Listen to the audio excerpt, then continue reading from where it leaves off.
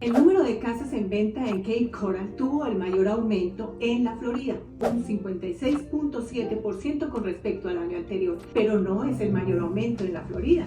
En Naples aumentó el 62.4% y en Fort Myers 70.5%. Coincidencialmente, las tres afectadas por el huracán Ian. ¿Se están gestando problemas en el mercado inmobiliario? ¿Significa esto que el mercado está dando la vuelta? Hoy vamos a ser súper analíticos para ver dónde realmente está el inventario y cuáles son las oportunidades y desafíos que hay en el horizonte. Empecemos. Como muchos de ustedes se habrán dado cuenta, me encantan los datos y esta estadística de inventario alto como que no se siente bien, así que decidí hilar más delgado y basar mi análisis por rango de precios. Para claridad de las cifras me basaré solo en el mercado de casas unifamiliares, pues representan el 87% del inventario en Cape Coral. En el sector inmobiliario miramos los meses de inventarios para determinar si estamos en un mercado de compradores o de vendedores y así evaluar las tendencias de la oferta y la demanda.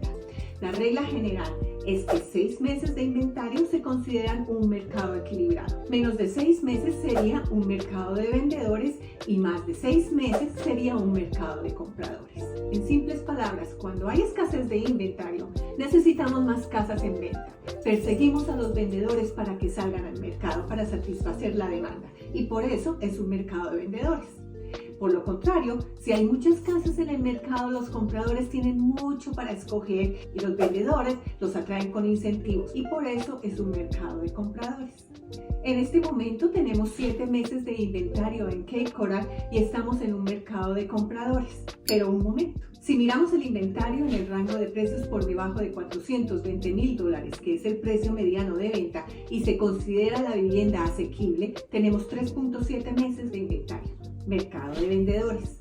El inventario por debajo de $300,000 se acabó prácticamente, donde tenemos 1.5 meses de inventario.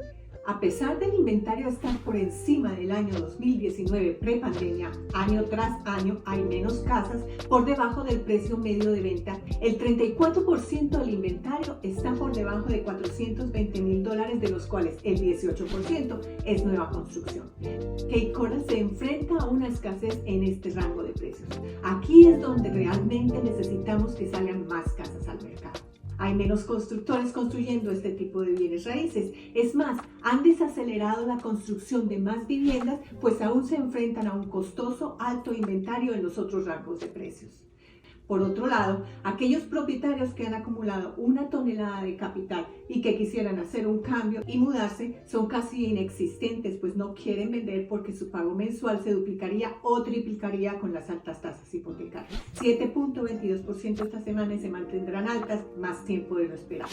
En las comparaciones con respecto a abril del año anterior, vemos que efectivamente hubo un cambio positivo en las estadísticas. Los nuevos listados aumentaron el 20%. Recordemos que Cape Coral es una de las ciudades que fue duramente afectada por el huracán Ian en septiembre de 2022.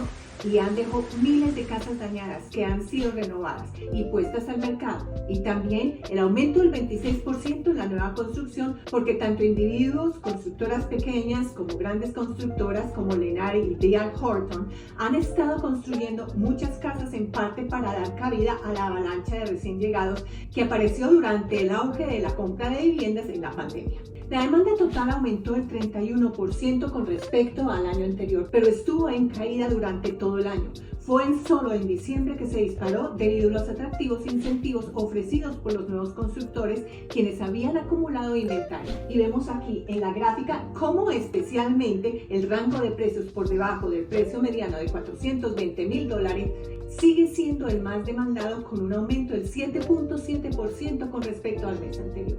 Los precios de la vivienda se han mantenido estables sin cambio, $400,000 el precio mediano de venta, e inclusive el de nueva construcción disminuyó 6%, $385,000.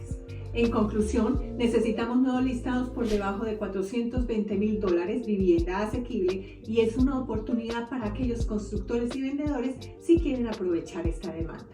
Aquellos compradores calificados, las probabilidades de obtener una oferta aceptada por debajo del valor de mercado son bastante altas.